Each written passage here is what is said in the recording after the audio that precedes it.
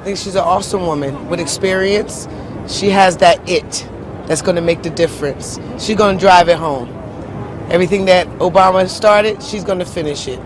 I think in today's turmoil, I'm not sure if she would be the right person to lead us.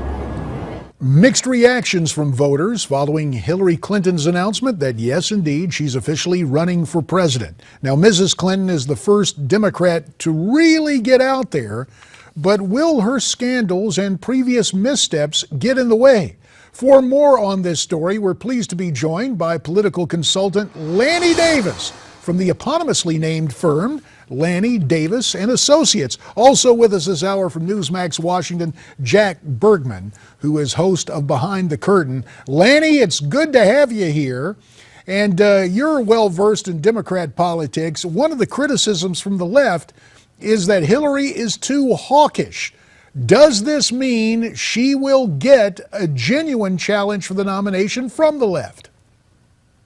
Well, first of all, I want to compliment you on using the word eponymously. I'm going to have to look that up, but it must mean that it has my name in. That's right.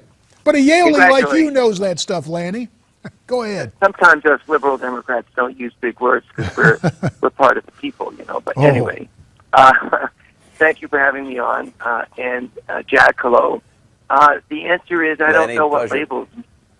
I don't know what anonymous people call the left who use a label called hawkish. I have no idea what they mean. So let's talk about specific positions on specific issues, and then we'll see whether it's consistent with somebody's subjective definition of the word hawkish. Lenny, let me ask you this, Lenny. If you, isn't it the case that she did this announcement a lot earlier than she wanted to get this email scandal off the front page? That's my sense of this. What I was hearing is they wanted to do this over the summer, but they had to change the story because she was bleeding from the email story. I'm laughing, Jack, not at you. I always respect you, and I'm laughing at all the criticism that she waited so long. Now she did it early because of the emails. Number one, it wasn't her decision that these emails controversy occurred when it occurred and was blown up the way it was blown up. That was really other forces at work. Secondly, this timing, as far as I'm concerned, is just right. People wanted to wait later. People wanted her to go earlier. She was criticized by both.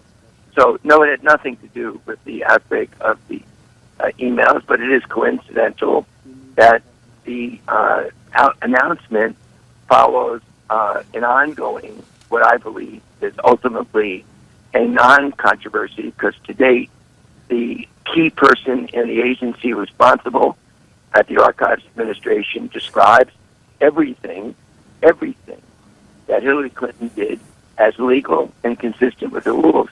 So I've never really believed that what she did... Coincidental. Well, that's a fact. Now, whether or not... Lanny, are you still there? We may have lost Lanny Davis. We'll try to get him back. We've got about 2 minutes remaining in the segment. Jack, it is worth noting that Mayor Bill de Blasio of New York recently spoke out about her announcement and says he's not endorsing her, at least yet. Let's listen to that, and then, Jack, I'd like to get your reaction. You're technically not yet endorsing her. No, not until I see, and I would say this about any candidate, till I see an actual vision of where they want to go. I think she's a tremendous public servant. I think she is one of the most qualified people to ever run for this office. And by the way, thoroughly vetted. We can say that. But we need to see the substance. So that's kind of interesting, Jack. I know off Broadway they have the play Waiting for Godot. Is Mayor de Blasio waiting for Liz Warren? That's funny. I think it's exactly. I can't figure out why Elizabeth Warren won't run. I mean, de Blasio, it's not surprising. De Blasio is from the left. He's the far left in American politics. He doesn't want someone perceived in the center like Hillary Clinton. Obviously, his ideology is way out on the left. He would like Martin O'Malley or Elizabeth Warren. I mean, I think O'Malley has about as much charisma as that laptop sitting on your studio here, JD. But I mean, Elizabeth Warren, I just can't figure out why she won't run. I mean, there's a craving within the Democratic Party for someone on the far left. I don't know what she has to lose. Maybe she's afraid the Clintons, we both know how vindictive they are. Maybe they'll crush her in Massachusetts. Maybe there are threats. Who knows? But she'll never be hotter than she is now. I can't figure this one out. Well, it is interesting, and we were sorry we lost Lanny. We assure you he did not hang up. We just had a technical problem. But Lanny always comes out with any Clinton scandal, and he yawns. Is that going to work this time? Will the press stay away from this in much the same way they avoided the Obama Lanny, difficulties? if it weren't for Lanny, 30 I seconds. think the Clintons wouldn't have made it. I think without him, they wouldn't have survived. He was the bulwark that kept us, JD, from driving Bill Clinton out of office. I think he almost single-handedly saved their White House. I don't think anybody else did. I think the email story continues. I think Lanny's being a little optimistic here today. I think the bleeding continues. She doesn't have an answer. There is no answer to that. Fair enough. Jack Bergman, we thank you for your insights. Again, our apologies for losing Lanny Davis. We'll get him back real soon, and America's Forum will continue.